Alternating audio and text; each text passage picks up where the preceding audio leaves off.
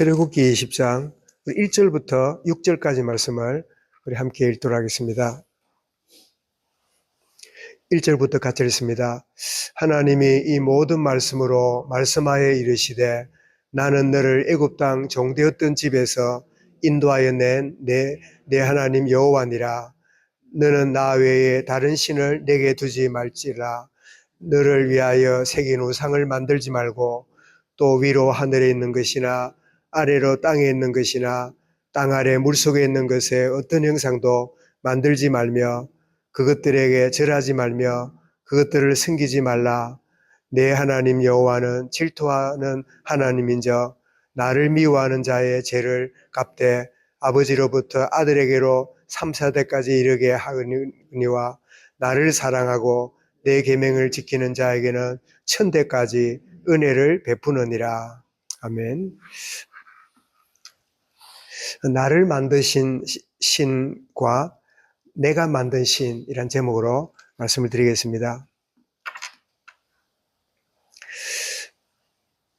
출애굽한 이스라엘 백성들, 우리식으로 말하면 구원받고 새 생명을 얻은 이들에게 이제 하나님은 애굽의 법이 아니라 세상의 법이 아니라 그리고 양심의 법이 아니라 새로운 하나님의 법, 새로운 구원받은 자들이 살아가야 될 새로운 지침을 이제 주고 있음을 오늘 본문에서 보게 됩니다.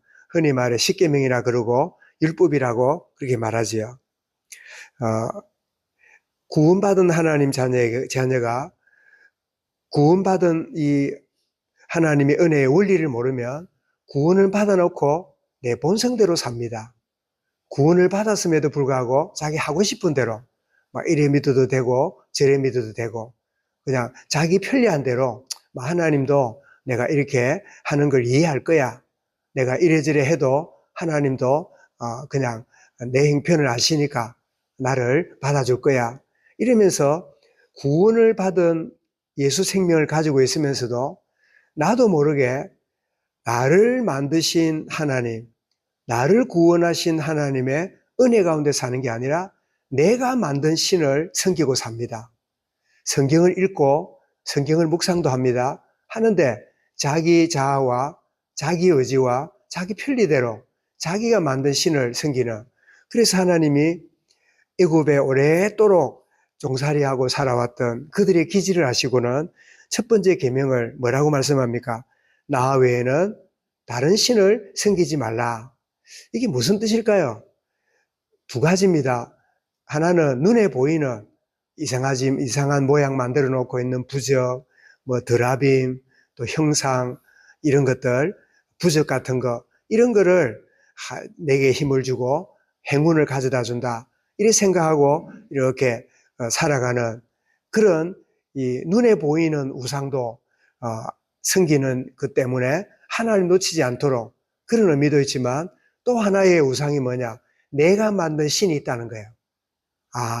이래 믿어도 돼. 저래 믿어도 돼. 내가 이래 믿으면 어떻게. 막 그런 식으로 살아가는 가운데 있을 것을 하나님이 아시고는 나 외에는 다른 신을, 다시 말하면 눈에 보이는 우상을 네가 만들어낸, 네가 스스로 만들어낸 그런 신을 섬기지 말고 정말 너 새 생명 가진 너는 새로운 삶으로 나아가는 이 말씀을 받아라. 그렇게 나의 정체성을 기억해야 되는 축복을 우리가 먼저 기억해야 되는데, 이 말씀, 이 1절부터 나와 있는 몇 절이 오늘날 청년들이 옛날에 모여가지고 행함이 먼저냐 믿음이 먼저냐 이런 소리를 하면서 토론을 했던 옛날 기억이 참 갑자기 기억납니다. 이런 행함이 먼저입니까? 믿음이 먼저입니까? 그러면 결론이 나요. 계란이 먼저냐 닭이 먼저냐. 택도 없는 소리 합니다. 여러분, 계란이 먼저입니까? 닭이 먼저입니까? 그거는 진화론이 하는 소리예요. 하나님이 알을 지었습니까? 하나님이 닭을 지었지. 그러니까 우리가 말씀을 봐도 내 생각으로 말씀을 보니까 택도 없는 그런 질문을 하고 있죠. 믿음이 우선이 되지 않으면 행함은 뭐지요? 그거는 행위주의잖아요. 그 말은 질문이 잘못됐죠. 구원이 먼저냐, 행함이 먼저냐. 그렇게 말해야 옳은 거지요. 진짜 구원받게 되면 구원받은 그 은혜가 하나님의 성령의 지배를 받게 되면 거기서부터 삶이 나오게 되는 거지요. 그럼 바꿔 말해서 삶이 안 된다는 말은 그 사람이 두 가지입니다. 구원을 못 받아놓고 구원받았다고 착각하고 몸부림치고 있기 때문에 삶을 강조하거나, 아니면 두 번째는 구원을 받았는데도 영이 병이 들었기 때문에 삶이 안 되는, 아예 삶이 안 되는 그런 가운데 있거나. 그래서 우리 나무에 그 열매를 보면 나무를 안다고, 틀림없이 나무를 보니까 사과나무구나, 감나무구나, 밤나무구나, 열매를 보고 우리가 알 수 있잖아요.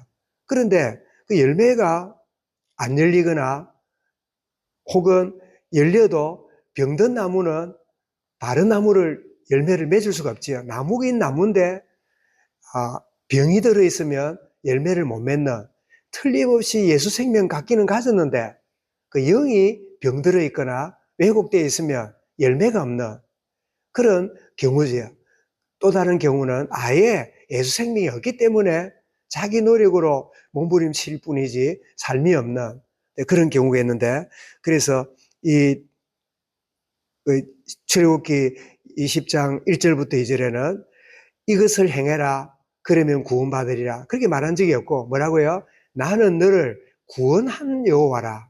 구원받은 자에게 새 생명 가진 자가 이렇게 살아야 된다. 그래서 행함을 하기 전에 우리는 나의 정체성을, 나는 누구냐? 나는 애굽 땅 종되었던 노예로부터, 종으로부터 구원받은 자구나. 이런 큰 은혜와 축복을 받은 자구나. 이런 나를 재창조하시고 구원하신 하나님의 은혜 가운데 내가 부름받았구나. 이 사실이 말씀을 행하는 첫 출발이 되는, 우리가 아이를 보고 이래라 저래라 이러면 처음에 어릴 때는 아이들이 말을 듣습니다. 근데 점점점 아이가 커가고 점점점점 지적하고 이렇게 하면 아이들이 점점점점 어떤 자리로 가냐니까, 엄마 아빠가 나를 싫어하는구나. 엄마 아빠가 나를 인정 안 하는구나. 나를 미워하는구나. 형은 좋아하는데 나를 이렇게 제대로 인정 안 하는구나.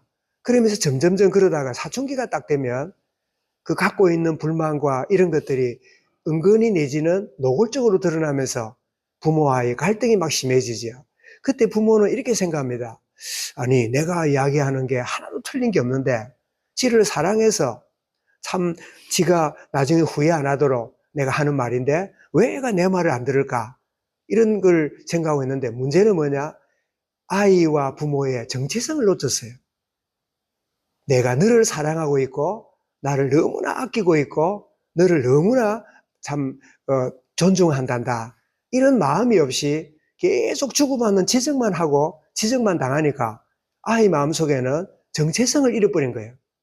그래서 부모 자녀 이 관계가 정체성을 잃어버리니까 나중에 어디까지 가냐니까 부모를 죽이거나 예미기는 자식을 죽이는 그런 꼴이 되잖아요.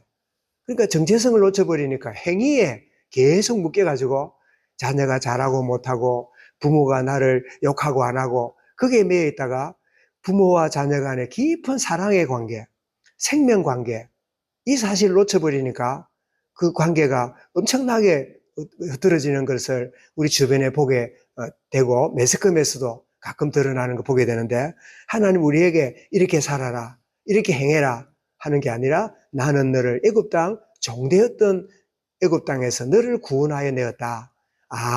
구원받으라고 주신 말씀이 아니라 구원받았기 때문에, 생명을 가졌기 때문에 이 생명 가진 자에게 나타나는 모습이 바로 이런 것이구나. 이렇게 되어질 때 우리의 내면으로부터 변화가 일어나야 행함이 따라오는데, 내면은 관계에 상관없이 자꾸 이렇게 해야 된다 저렇게 되니까 신앙생활이 뭐죠? 부담된다, 힘든다 라는 그런 생각을 자꾸 갖게 되는 이유가 하나님과의 관계를 놓쳐버리고 뭐 해야 되는 줄 알고 이렇게 해야 되고 저렇게 해야 되고 이것 때문에 신앙생활이 힘들어지는 자리에 들어가지요. 그래서 정말 하나님 주신 말씀의 첫 번째 원리는 나의 정체성, 내가 누구냐? 종되었던 애굽 땅에서 구원받은 자다. 구원받은 하나님의 자녀다. 이 사실을 잘 아는, 더 나아가서 하나님 외에 다른 신을 섬기지 말라. 이럴 때 본성은 뭘 믿으면 어때? 아무거나 믿으면 되지. 뭐 이거나 저거나 믿으면 마찬가지지 이러는데, 나 외에 다른 신을 섬기지 말라는 이 뜻이 뭘까요? 다른 신을 섬김으로 괴롭힘 당하는 것에서 자유해라.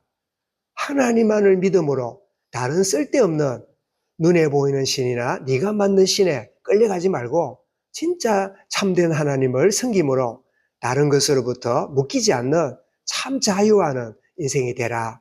그런 의미가 다른 신을 섬기지 말라는 그 의미지요. 그리고 더 나아가서 하나님의 여호와 하나님의 이름을 함부로 부르거나 사용하지 말라. 이 말은 조금 초두에 말씀드린 대로 나는 하나님을 섬긴다면서도 하나님을 이용하는, 하나님을 이렇게 사용하는, 어제 우리 다니엘 기도회에 그 와플입니까? 와플 빵을 만들어 가지고 그 어려운 과정을 겪으면서 참 와플 대학 총장이라 하길래 뭔가 들어봤더니 그 빵 만드는 그 입에 먹는 그 사각형 모양의 빵 있잖아요. 그거 만들어 가지고 이러는데 그 참 그 중심이 보니까 참 배운 것도 없고 가진 것도 없고 그 어려운 사람이 정말 눈물로 엎드리고 참 하나님 주신 은혜 가운데 그러면서 했던 말이, 내가 막 11조를 막 얼마를 하고 막 새벽 기도를 하고 이런 것들이 내가 하나님을 이용하는, 이렇게 하면 하나님 내게 해줄 거야. 그런 그 거래의 대상으로 여기서는 안 된다. 그런 간증을 하는 걸 같이 들었잖아요. 정말 여호와 이름을 부르되 그 하나님이 정말로 나를 구원하시고 생명의 주인 되시고 창조주 되시고 나의 아버지 되신다는 그런 의미의 섬김이 돼야지, 그 하나님을 이렇게 하면 내가 잘 될 거고 저렇게 하면 내가 복을 받을 거고 이런 개념으로 나가면 그거를 보고 뭐라 그럽니까? 구복신앙이라 그러죠. 오직 복을 받으려고 하나님 찾고 기도원에 가서 엎드리고 막 몸부림치는 그런 유형으로 빠지는 그런 거. 하나님 이름을 망령되이 일컫지 말라. 네 동기를 위하여, 네 목적을 이루기 위해서 하나님 찾는 그런 일 하지 말아라. 결국은 모든 게 정체성입니다.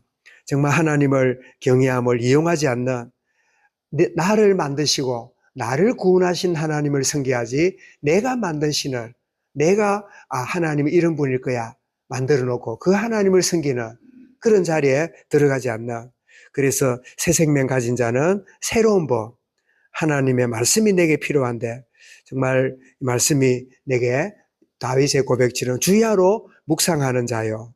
그러려면 그 말씀을 잘 경청한 그 말씀을 순종한